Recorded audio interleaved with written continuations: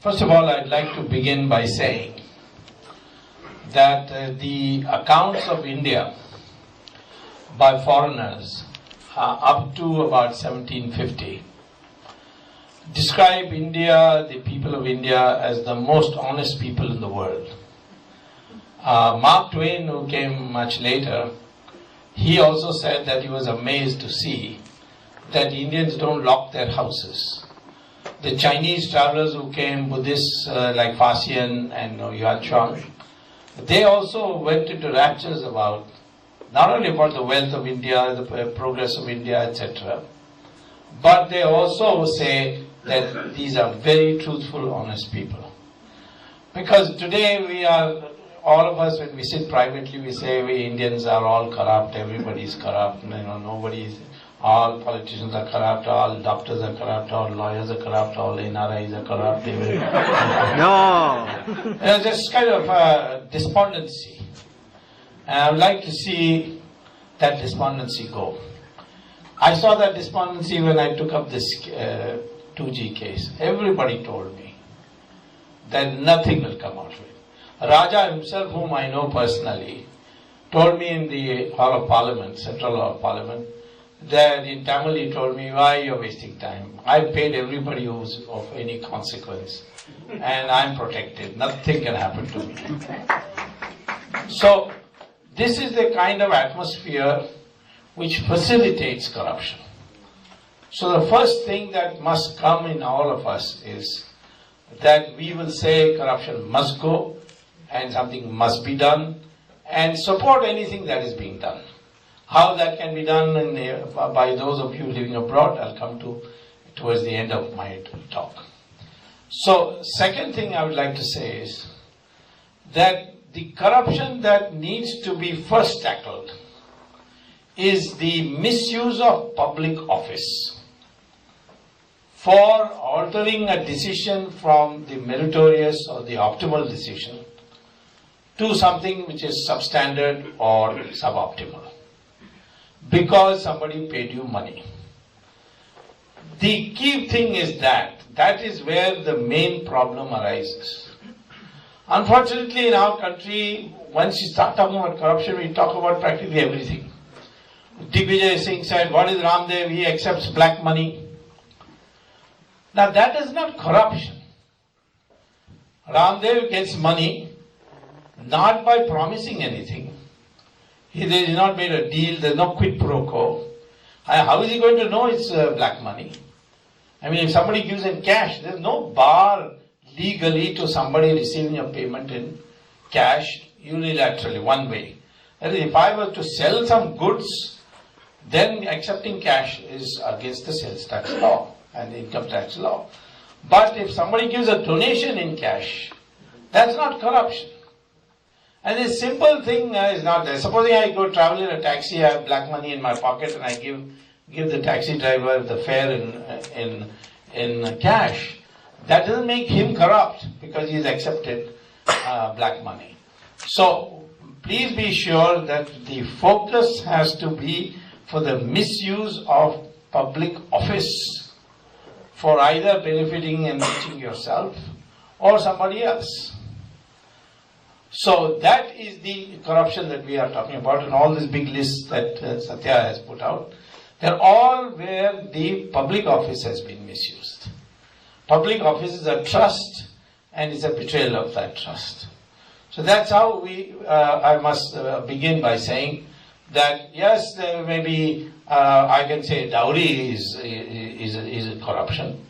That you get married and you refuse to marry unless a motor car is given and a refrigerator is given. That's a form of corruption. You can say all the, you can widen it. But the country today is suffering. The dimensions of economic system are suffering because of this. Second thing I would like to say is that, in this regard, is that the impact of corruption is not that some corrupt person or some criminal has given cash to a minister and the minister has become rich and a bad decision is taken. It has multivarious effects. and it is ultimately weakening your country.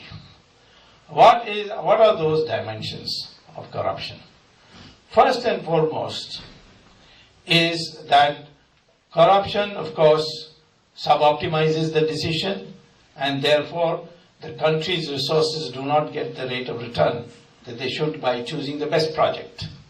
If I have a tender, put out a tender for a road construction, and I tell the man that I will give you this tender, provided you give me so many crores of rupees for this project, he will say, I'm not going to even earn lakhs. Where am I going to get this? Going to get these crores? So what does he do ultimately to get the tender? He then, in the tender, he says that the tender said that the quality of the road should be such, the quality of the bitumen used should be so on, all that. He does not carry out that. He then puts substandard material. So one rainfall, the road is finished. Whereas we build very good roads in India. Indians can build very good roads. We build them abroad, of course. We build them in Malaysia. We build them in Nigeria. In fact, George Bush complimented Saddam Hussein, saying that, well, whatever else I may say, but the road from Basra to Baghdad, where the American tanks went with great speed, was so good. He said, at least he built good roads. But I found out it is not Saddam who built it, but he gave the contract to India, and we had built that road from Basra to Baghdad. So we are doing extremely well where the performance is based on merit. And therefore, this is the way where our substandard products affect us. By this corruption, adulteration, they put all kinds of very harmful material into the... These are the areas by which the country suffers. Second, when the corruption takes place, money changes hands, and it changes hands in cash. It can't be in check, because check can be traced. So that cash, where does it go? Part of it goes abroad. So I'll talk about that next. But first I will talk about the part that remains in India. What is it used for? It is primarily used for three things. I mean, in a harmful way. First and foremost, people, when they get a whole lot of cash, and now it's, the numbers are mind-boggling. In fact, this telecom scam, the first question somebody asked me is, how many zeros does it have? The Supreme Court judge. And I counted it and said 11 zeros are there. And certainly, this is something which is mind-boggling, this kind of thing. But it's not the only scam that is running into billions of dollars. It's many other. There's a coal scam. There is now a gas scam. And there are so many other scams which are there. And we therefore must know that these large amounts, they are huge. And this huge amount, some of it is used to put air conditioners in every room. Even in the bathroom, they are now putting air conditioners. Because you got that kind of money. You buy 5-6 cars, so on. And you build a palatial house. You go off to Switzerland for trips. Summer vacations, you go to 5-star hotels for dinners regularly. What happens is that these luxury goods, they come in great demand. And when they come in great demand, these industries, the rate of return on the investment in these industries starts going up. The profit rates start going up. So the investors, what they do, they say, why should I produce cloth? Why should I produce common man's goods? Why should I invest in agriculture? Let me put it in luxury goods. And that's what distorts your investment priority. In a country like ours with so many poor people, the investment should be largely in favor of those services, public services, things like that, which the public needs. But it goes in for what the elite or the top 10% need. I have estimated by using what is called as input-output analysis in economics to show that the Indian economy, 70% of the investment goes directly or indirectly to sustain luxury consumption in our country. That's a huge number. It's a huge investment priority distortion. So this is that. Then this money is used for forward trading in agricultural commodities. To the market, before they reach the market, they are purchased in bulk and put in the storage. And this is, you can call this as hoarding. Same thing with the vegetables, fruits, sugar, cotton, so on, so many other things. So there's shortages created in the market, and therefore inflation takes place.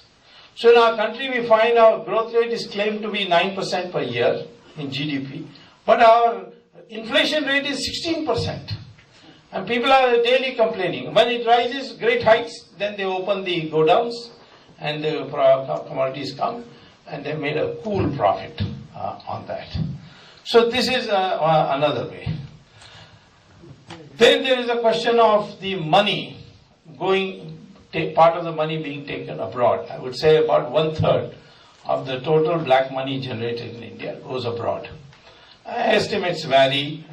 Just now the chart showed $1.4 trillion. There are more conservative estimates which place it at $500 billion, but even $500 billion is a very large amount of money.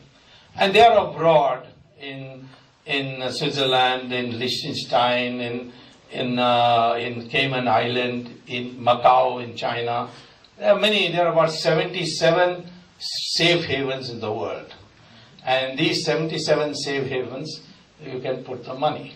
Nowadays, you don't even have to travel out, because you can sit in your home and get a Hawala operator to put the money abroad to a friend, who can then, through online banking, or go to the bank and go to the automated machines and open your account.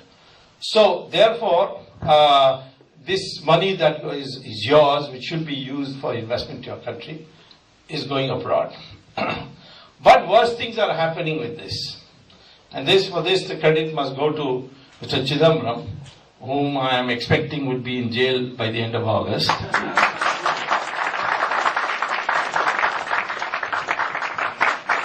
And I'll tell you the reason also why I'm so certain.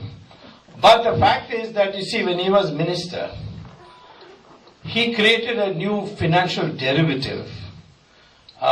Those of you who don't know, derivative doesn't matter.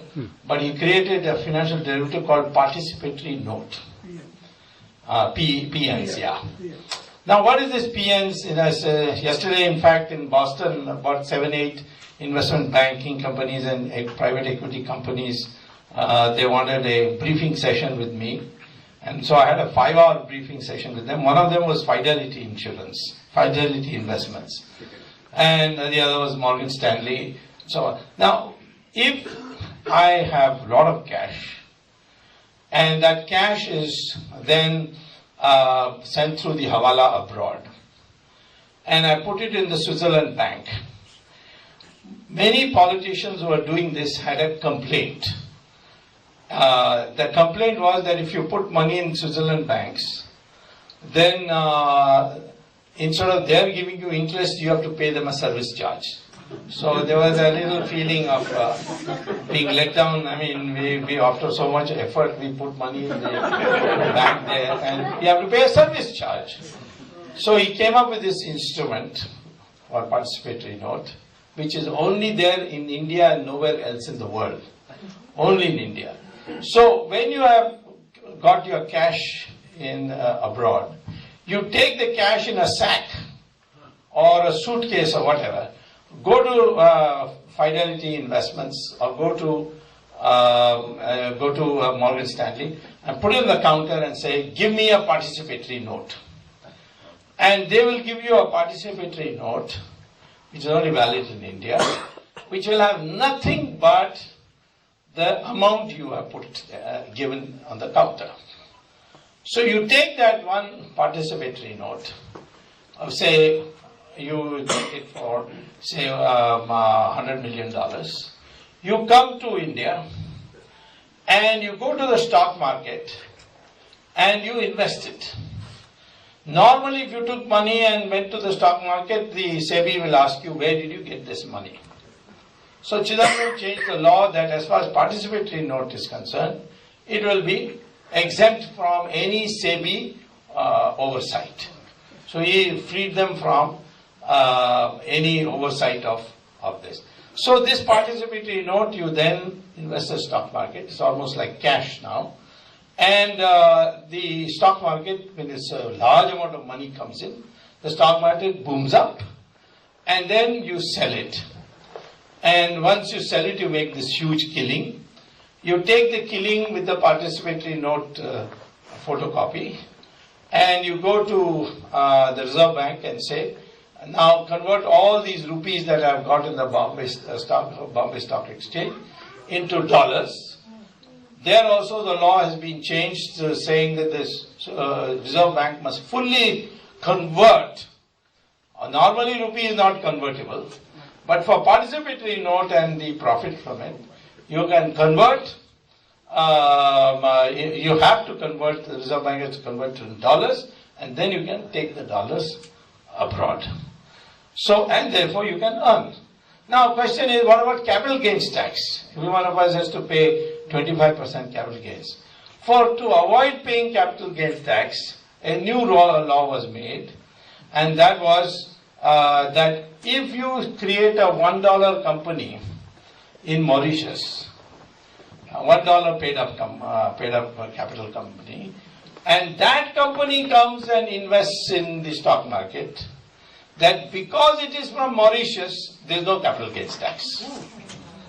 And as a consequence, today, the largest investor of foreign money in our country is Mauritius, which has nothing but beaches and gambling casinos and so on. How can it be investing more than United States and Europe and so on?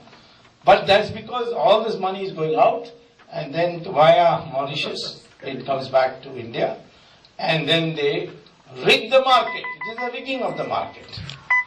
And that is why we have this stock market going up and down. You can make it now at will. The Indian stock market, the middle class loses, but the rich people earn in a big way. So their stock market is gone. Then the cash is used to buy real estate property. So real estate is booming. You don't need the Indian banks to give you loans like here, people got loans to buy property. You don't need that in India. You've got cash. And that cash is used and the property price is going up. Now you can't buy a flat in Bombay for less than 25 lakhs. You see, a small flat. So it has now gone beyond the reach of even the middle class. So you see, look at the amount of distortions that have taken place. And then this corruption, once it becomes a habit, then you can do anything. Mr. Chidambaram, as finance minister, he said that India cannot produce high quality currency paper with a proper watermark and all. But England, there is a company called De La Rue, which prints that. So we buy from them, so that we can have high quality, like the 1,000 rupee note, you see, has a very high quality paper. And they have been bought from De La Rue. Now the Indian Intelligence Bureau objected, saying that, you see, this De La Rue also gives prints currency paper for Pakistan. So if you buy from the same company, then Pakistan can use that watermark and all that. They can, after all, these people in England, they don't owe you anything, they are businessmen.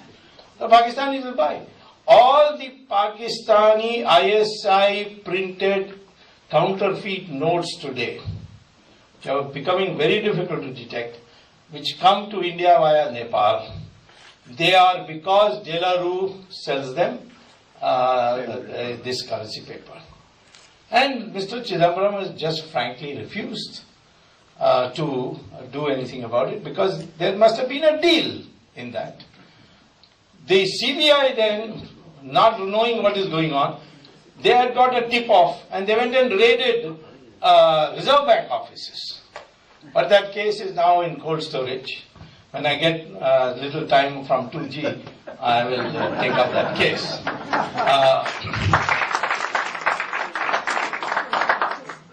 Now finally, national security is also being seriously compromised.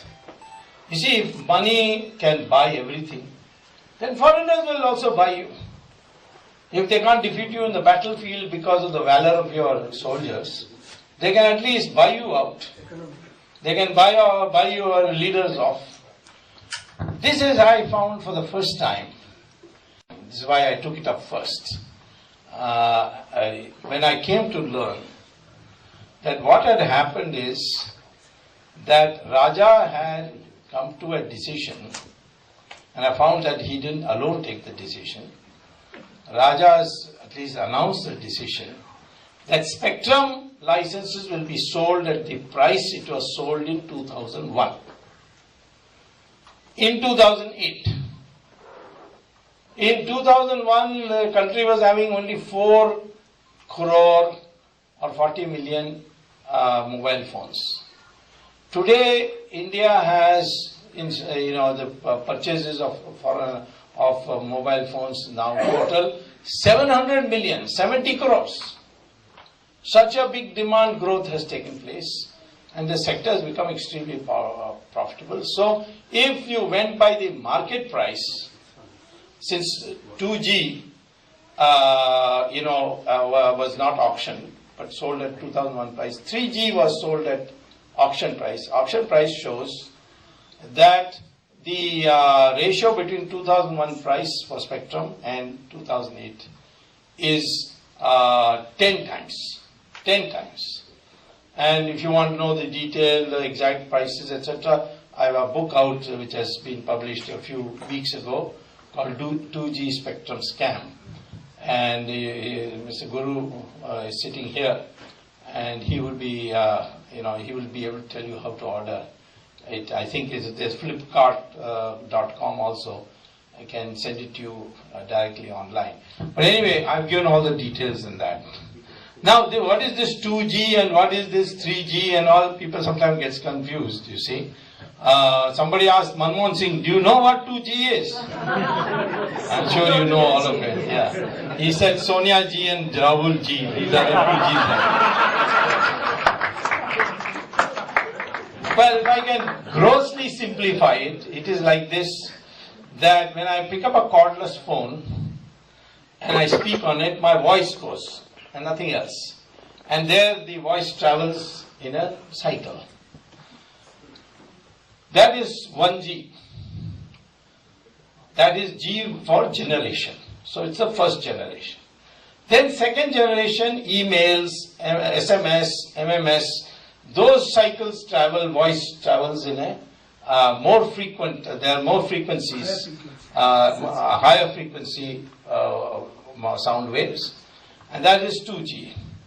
Then if you want your video, so I'm speaking to you, I want to see you, and you want to see me, that is 3G.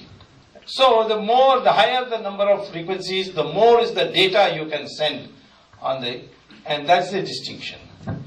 Now, when Raja sold this 2G for 1/10 the price, he so arranged it that 2 companies in particular will be the first and second to get it.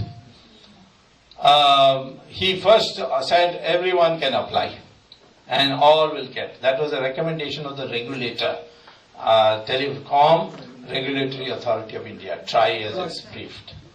They said, no cap should be there. Everybody should get. And the price should be so fixed that only those who can afford those prices will get the license. So the question of supply must adjust to the demand.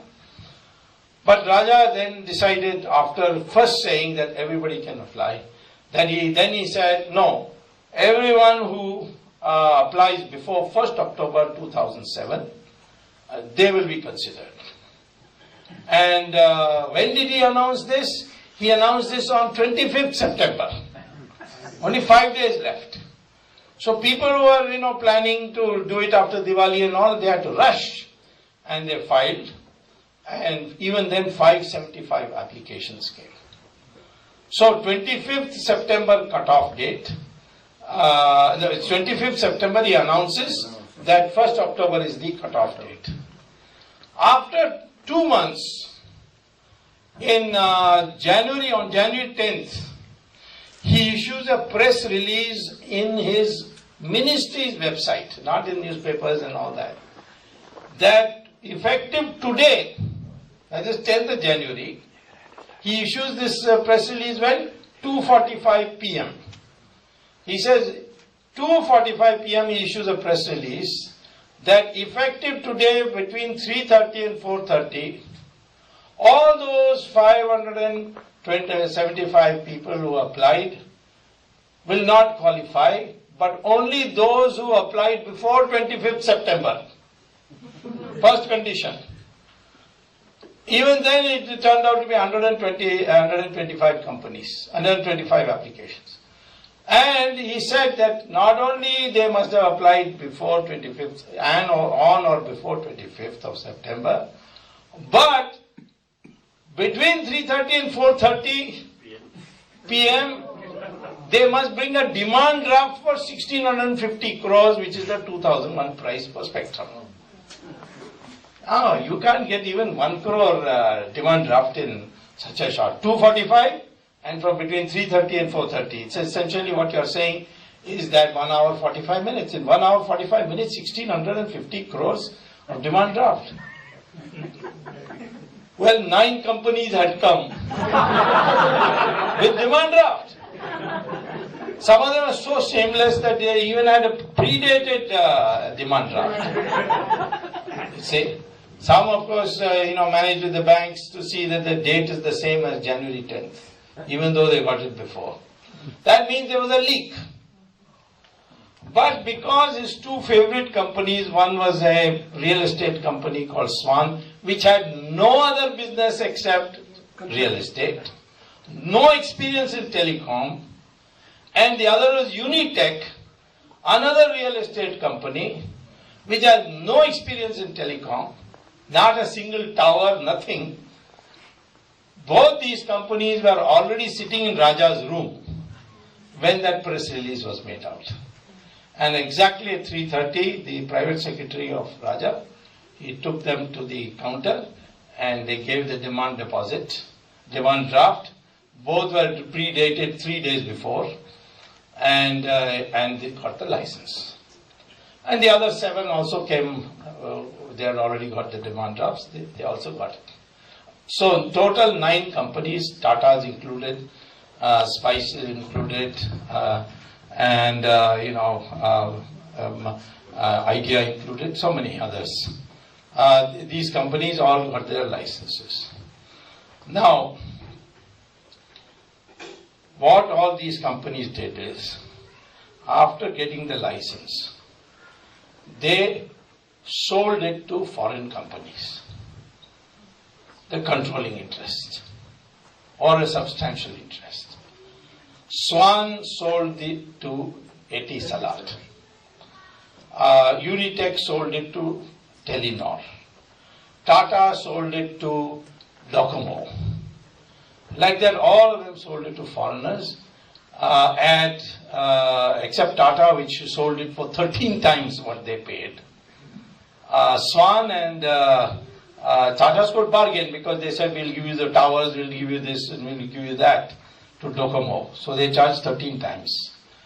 And Swan and Unitech couldn't bargain, so they got 8 times. The actual price was 10 times.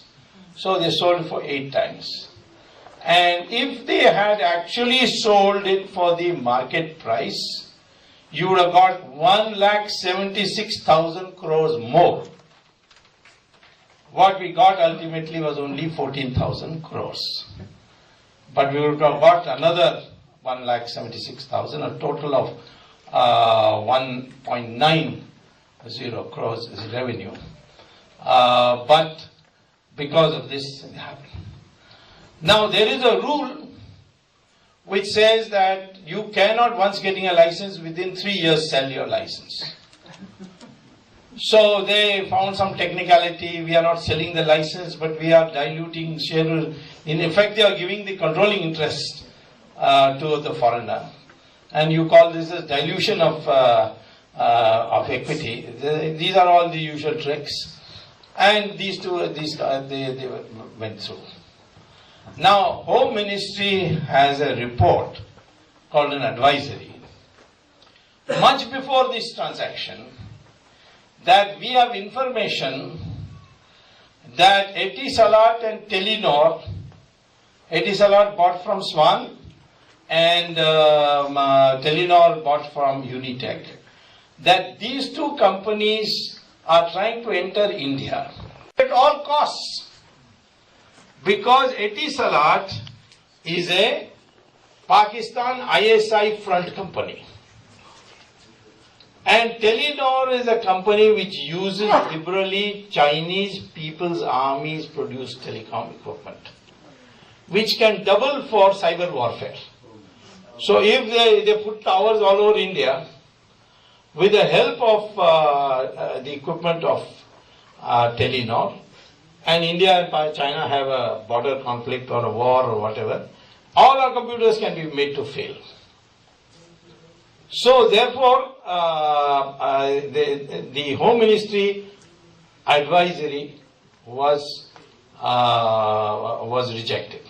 Was ignored. Now, I made a big furor before going to the Supreme Court. So Raja then notes in a file note that, why is everybody blaming me? I was asked by Chidambaram to do this. I've got it with me. That's why I'm so sure that Chidambaram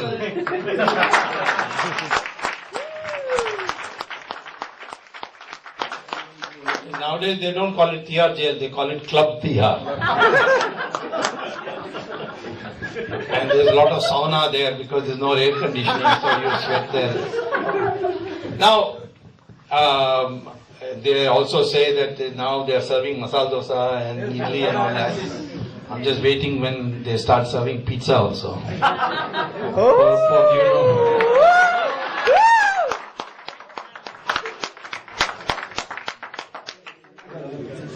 So now you see, one is that Etisalat. Not only that, the Home Ministry advisory says, and by now Chidambaram has become Home Minister.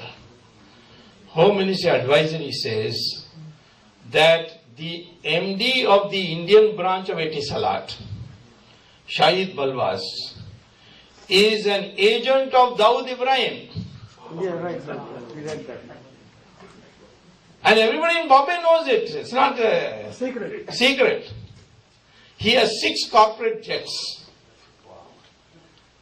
And one strip in Palanpur in Gujarat, where there is no monitoring. So he plane takes off for Dubai and comes back for Dubai, no checking. Air Force can knock it down, but Air Force has been told, no, you are not to touch his planes. So look at the amount of the collusion that has taken place, all for money.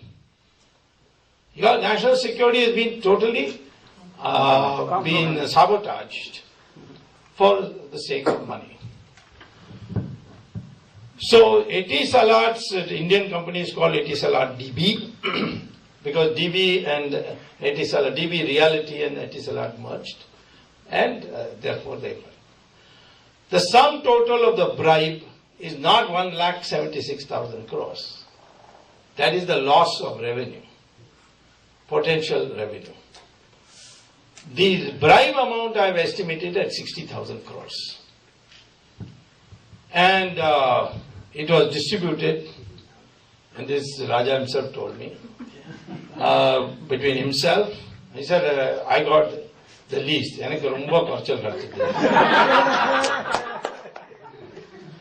So he said he got only 3,000 crores. Only. Considering he was coming 15 years ago on a cycle to the DMK headquarters, 3,000 crores is a lot of money. Then he says that 60% went to Sonia Gandhi. 60% of 60,000 is 36,000 crores. Then he says, so you take 3,000 crores plus 36, 39. What is remaining is 21. Of the 21, 5,000 crores went to Chidambaram. And Karunanidhi got 16,000 crores. Because you saw that chart, he's got a big family, so you should get it. He's got 3 wives and all that. So anyway, this was the situation. Now you can see with this kind of money how much impact it can create in your economy, in your elections, and so on. I'm glad this time in the Tamil Nadu election, unfortunately there was no alternative ready. We could have had alternative, I couldn't. It need about 2 years to build an alternative in Tamil Nadu, which is neither ADMK or DMK. But for that you have to devote 2 years sitting in Tamil Nadu. But anyway, that will happen in the future. But the people decided that DMK has to be defeated. I did put up few candidates, we got lots of votes, but we couldn't win any seat. We got 6,000, 7,000 votes, it's quite a lot for an assembly constituency, standing alone. But the fact is that the people had made up their mind. So I mean, I'm telling you, this despondency should go. People do react. And they took money from Karunanidhi's party and voted against Karunanidhi. And they voted in, almost in a typhoonic way. I remember I was driving from Salem to Coimbatore in the campaign, and we were passing through a purely rural area. And we, of course, because of the LTT reasons, I get a huge security convoy in front of me and back of me. One old lady was waving for me to stop. She's standing all alone. So I made our people stop the car and I asked her. She asked me, in Tamil, she asked me, "You're Subramanian Swamy?" I said, "Yes." She said, "Don't let that 2G go. All must be sent to jail," she said. I said, "Do you know what 2G is?" She said, "That I don't know, but something terrible has happened." And it's all been done by Tamilians. That is a big shame for us. So that was the spirit. So what happened is, this matter then began. I wrote a letter to the PM saying, please give me sanction to prosecute Raja. Now, there was a question raised about this Jan Lokpal bill.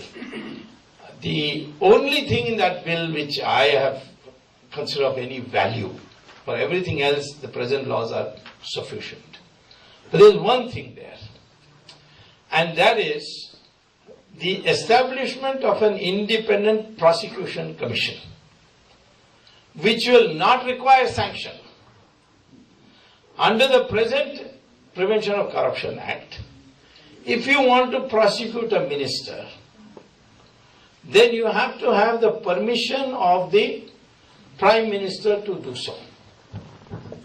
Otherwise, if a person is not a minister or a public official, I can just walk into a magistrate's court and say, here's my petition, here are the facts, I want a case registered and prosecution launched. Or you can go to a police station and ask an FIR. FIR means only investigation. But if you want prosecution to start, then you can go straight to the court and do it for crimes committed by ordinary people. But if there is a public servant, you need permission to prosecute him. The original idea was that people should not harass public officials, so therefore there must be a substantive case, and therefore there must be some material, and therefore there should be sanction. That's how it originally started. But now it has become, don't act at all. For example, the law says that the sanction should be given within 3 months. And I wrote to the Prime Minister. For 1.5 years he did not reply. I wrote him 5 letters. Finally I went to the Supreme Court and said the Prime Minister is not doing his duty. So I want the court to direct it, to give me the power, authority to file the case. The court has that power, and I asked for the court. The court said, well, we are also shocked that you have written these letters with so much substance and data. So they issued for the first time in the history of the world that to the Prime Minister, they issued a notice to the Prime Minister, file an affidavit, not make a statement. File an affidavit means he has to swear. That means you don't believe him, that you want him. So it is a great thing. Now, if I had made an issue of it afterwards, Manmohan Singh would have to resign. But I said, no, not his fault. People got angry with me, why are you protecting this man? I only said if he resigns, then Sonia Gandhi will get a chance to choose somebody else only. That's the only difference. Is there anyone better than him? No. Prime Minister is a boneless wonder, but he has personally not taken money. All the other congressmen are boneless wonders, but they have taken money. So in what way are matters going to improve? The whole UPA goes, I have no problem. But why only Manmohan Singh? From day one he has been a boneless wonder. Not in this office only, even I knew him as a professor. For some time he was my economic advisor when I was Commerce Minister. He was my economic advisor. I brought him back from Geneva. He had run away from the country saying, I'm disgusted. He had left the country in 1988. And I brought him back in 91. So, therefore, I know him very well. He's personally honest, but that's not good enough. Bhishmacharya was a great noble soul. But he watched Draupadi being disrobed. So, Krishna said, you can't forgive him. Just because he's your teacher, just because he told Arjuna that. So where there's a big moral wrong, he has to be, and therefore in a general war, we can knock off Manmohan Singh, no problem, and prosecute him once UPA is out of power for dereliction of duty. But at this stage, I didn't agree. But as a consequence, I was able to file this complaint, and then CBI was directed to commence investigation, and Raja went. Once Raja went, we found out that the money route for Karanjal TV. So she was the moving spirit, Kanimozhi. She's also a special friend of Raja. So why should I separate Raja and Kanimozhi? So she went. Now Dayanidhi Maran, he went for a different reason. One of the people who got the license was Shiv Shankaran of Aircel, that time of Aircel. But Dayanidhi Maran forced him by denying him everything, even though he had got the license, saying you sell to this man, otherwise you are going to get nothing. All your sunk money is sunk. So the man sold, and he sold it to a Malaysian. Now here's another national security angle. This Malaysian, Ananta Krishnan, is a man who has been laundering LTT money. So now a Malaysian owns Aircel, Etisalat, Telenor, Docomo. So many foreign companies have come. Do you think in this country you find that many foreign companies? In fact, they won't allow. They won't allow Huawei, for example, in this country. Because Huawei is getting equipment from the Chinese army. I'm not against China. I would like good relations with China, but it doesn't mean that I say my house is your house. That's not what we have to do for national security. So this has happened. Now, in the process, when Manmohan Singh came under fire, why did you agree to this low price? Manmohan Singh, to save his skin, or maybe he was a simpleton, he said in his reply that it was decided in 2003 during the NDA rule that the spectrum price will be decided by two ministers, the Minister of Finance and the Minister of Telecom, and then they will report to the cabinet. That was 2003. In 2006, I further diluted that by saying that the two ministers will decide, and what they decide shall be final. And they don't even have to report to the cabinet. They have to just inform the Prime Minister. This he said in the floor of Parliament, he said it in press conferences, he said it to me. So I began digging through RTI, and lo and behold, it's there in my book. I found a letter of Chidambaram, who was then finance minister, to Raja saying, you and I have to decide the price. Let us meet and then inform the Prime Minister. There is also a letter there is also a file note of Raja saying that Chidambaram suggested that for the larger good of the country, that means him and some others in the Congress party, larger good, the price should be fixed at 2001. Now you tell me, if Raja is in jail on a charge that you charge 1/10 of the price, but he didn't decide alone. He could not decide alone. Chidambaram is also a signatory. I asked for the minutes of those meetings, and they said the minutes have disappeared. But I don't have to worry about that, because I've got the basic letter where Chidambaram has written to Raja that you and I have to decide and inform the PM. I have also the Prime Minister's statement on the floor of Parliament, plus of course a press conference, and then to me by way of letter, that these two were to decide. They decided, they told me, and there's nothing I could do, because that was the law. That was the policy decision taken, that these two will decide. So in the process today, the process of arresting has started. People say, why haven't you caught this man? Why haven't you caught that man? Why is Tata outside? Why is Birla outside? Let me tell you, we have a judicial strategy. When I go to court, it's not bigger than this room, by the way.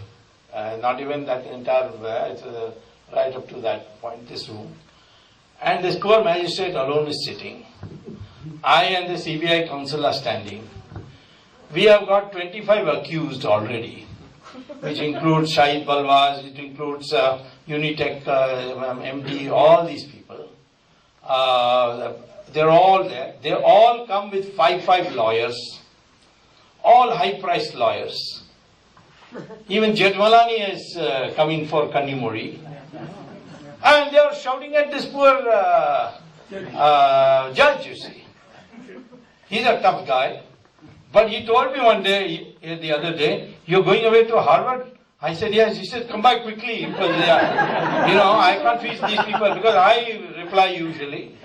And then he said, no fighting here in court and all that. But the work is done. So, if I start now having all the people at one blow, this case will not proceed. It will be tied up in one technicality after another. Even these people are making life very, very difficult. So therefore, the idea is, Raja's gone, then kanimozhi gone, Dayanidhi will go in 2 weeks' time, August, Chidambaram will go. So if Raja is going, then Rani also must go. So Delhi ki Rani and Madras ka Raja.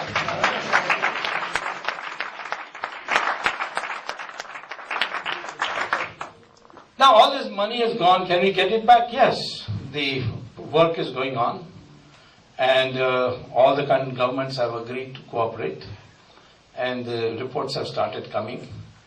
And I can say one thing, if you have a government which is sincere, then in no time you can get all this money back. But the governments today to date have all been compromised governments. I had written to the government saying, Rahul Gandhi, you see what happened is, Rajiv Gandhi and I were very, very good friends. I mean, not that I agreed with him on what he was doing or I participated in all his nefarious activities. But I had nothing to do with it. If I had something to do with it, by now my name would have been on the front page. I mean, so many people they're all the time looking at me through a microscope, find out what is wrong, what you can say against this fellow. So, but he was my friend, and I can't have only devtas as friends. You see, there are not many devtas who are walking on this earth. So, as long as you don't participate in their illegal activities, you can be friends with people who you like. So he was a person I liked a lot, and he also was very, very friendly with me. And one day he told me that, you see, this Rahul Gandhi, my son Rahul, you must get him into Harvard. I told him he's failing left, right and center. Harvard won't even touch him. So he said, no, now he has got through Doon School. How he got through Doon School, I don't know. But he did. So he says, he can be admitted. He was in St. Stephen's College on a rifle shooting quota. Plus the fact that he was declared himself as Christian. So he got into St. Stephen's. But then he failed the Hindi exam. And he's representing UP. This is UP Wala should answer this. So Rajiv Gandhi felt that, if he has a foreign environment and a good one, he'll do well. So I said there's only one way I know, but that's a very dangerous way. If you donate $10 million to Harvard, they will give you one seat. But once you're in, you have to compete like everybody else. And if you don't, they'll throw you out. And then your $10 million is also gone. So Hindujas invested $11 million for the Harvard Medical School. And Rahul came in to Harvard. Lasted 3 months. 3 times he had to go for detoxification to clinics because he was taking a lot of drugs. He was a drug addict. And then he went through this detoxification 3 times, and finally Harvard said, time for you to go. Then he went to some college in Florida called Rollins College. I don't know what college it is. I'm told it was founded by the Catholic Christians of New England. And some of these you can't tell. The other day I got in my mail, want a PhD fast, apply. And so I then read the fine print. It says that we'll give you a certificate for being able to deliver pizza for home delivery. And that is your PhD. I don't know whether it's one of those. Because nobody in the Nehru family has yet graduated from college. They're all 5th class pass, 10th class pass, like that. Anyway, that's another issue. As long as you don't tell a false story that I got a degree from the University of Cambridge and it turns out you never went to Cambridge. It doesn't matter if you're not, got a degree. It's not an important thing in public life in that sense, except that state has become now a very modern state, so you need a lot of education to be able to do it. There are some people who pass school and they have got capacity to do very good administrative work, and that is, for example, Jayalalitha. She's only passed school, but our problem is different. That's Sachikala problem. That's another problem altogether. Anyway, coming back to this issue, when he was at Harvard and when he was in Rollins College, his fees was paid from a bank in Cayman Island, Bank of America account. It's a secret account. So I wrote to the government saying that, just go to the university and say we are launching a criminal investigation. Please tell us. Well, give us copies of all the checks that you received from Rahul Gandhi. They will give it. But the government of the day didn't do it. Rahul Gandhi was arrested in Boston airport by the FBI, carrying $1,60,000 in cash. The American law is that you cannot bring more than 10,000 without declaring. And the punishment is 8 years for every installment of 10,000. Means 1,60,000 means 16 times 8. 144 years. You would have gone with Bernard Madoff, and Bernard Madoff is gone for 150 years. So he would have been with Bernard Madoff. So this is, and then of course the government of Davis, Mr. Vajpayee, he intervened with Condoleezza Rice, and then finally the FBI agreed to register a case and take an undertaking that whenever they want him, he will come and appear. And that's how he came out. So After that, he has never come to the United States. He is not sure what the FBI will do. Because they took 9 hours to agree to the US government in the first place. So that's the one way. There are so many ways, indirect ways you can find out. But I will say finally this, that because the Switzerland under the American pressure and this terrorism, UN resolutions, all that, has now declared there is a category called politically empowered, politically exposed persons. And they say that if anybody is a politically exposed person and the government of that country makes an application for freezing their account, we will freeze it. So, Mubarak's accounts have been frozen, so has Gaddafi's. And later on, for instance, earlier on, Marcos's accounts were all made bare. And it is that in 2001 I discovered that the illustrator, Schweizer illustrator, which they produced a photograph now, that page. It shows Rajiv Gandhi had $2 billion in 1991 and the beneficiary was Sonia Gandhi. So the money has gone to her. We can ask that. Leave alone all this. German government bribed a senior officer of a bank in Liechtenstein, which is a small country in Europe, which is a tax haven, and got the entire bank rolls of all deposits in a CD. And that CD, in Germany, they analyzed by countries, and they found India had 16 names. So they wrote to Indian government, saying that, if you want these names, we are ready to give. They wrote to all the governments. There were about, I think, 22 governments they wrote to.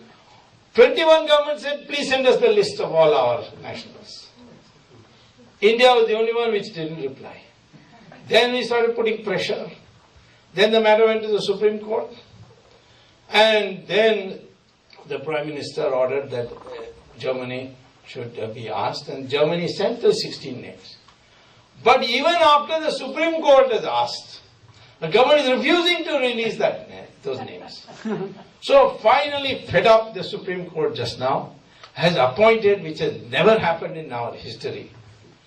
The Supreme Court itself appointed a special investigating team and appointed a judge, a retired judge called Jeevan Reddy, who was a very strong judge, as the chairman of that, and said that CBI and RAW, everybody will be members of this. And so now that investigation started, the 16 names will come out. And naturally some big names will come out of that. And so there will be many names. Power is a soft target. I'm not worried about it. I'm just trying to see whether Sonia Gandhi or Vadra or Ahmad Patel, anyone connected. They are all going to be. Take Hassan Ali. Hassan Ali is a scrap collector. And in his account there was $8 billion. No one knew this. When Chidambaram's finance minister was told that this man got $8 billion, so Chidambaram was greedy for money. He sent word to me, give me $4 billion and I'll let you go free. Hassan Ali didn't agree because he didn't have the money in the sense the account was in his name, but the password was with somebody else. A well-known lady from Italy in New Delhi. So this is a new technique. You open the account in somebody else's name and ensure through your lawyers that the password is not given to that person. So even if the account name comes out, you say Sonia Gandhi's name is not here. So what happened is that Chidambaram in anger wrote to the Swiss government saying these are the account numbers that we have got, kindly freeze them. So the government of Switzerland froze the accounts.